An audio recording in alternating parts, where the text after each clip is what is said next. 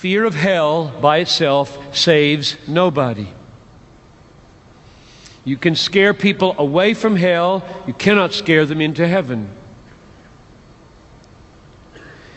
People who love sin fear and sometimes weep over sin's consequences. Nobody wants to go to hell, but very few people want to go to heaven,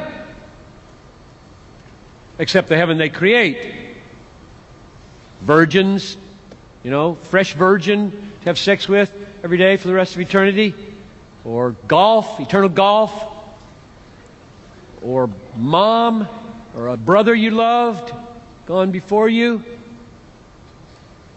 Just not Christ. There are all kinds of heavens that you want to go to, and you won't go to the real one, wanting to go to the one you want to go to. It is natural to hate pain. There's nothing supernatural about not wanting to go to hell. You don't have to be born again to want to go away from hell. You do have to be born again to want to go to God, to love God, to delight in God, to embrace God.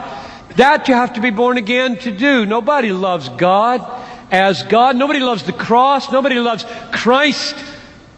Nobody can say Jesus is Lord apart from the Holy Spirit. And if you don't love Christ, you go to hell. 1 Corinthians 16:22. He who has no love for the Lord, let him be damned. The reason that you can't scare anybody into heaven, and preaching hell by itself doesn't save anybody, is because saving faith is more than fear of hell.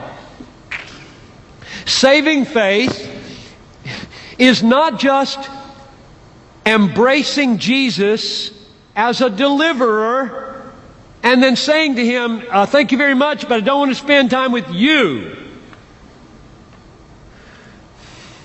If you say, I want out of hell, Jesus can get me out of hell, I will say whatever I need to say and believe whatever I need to believe about Jesus, that I get out of hell, but the thought of spending eternity making much of Him instead of being made much of, I'm not interested. You're not saved.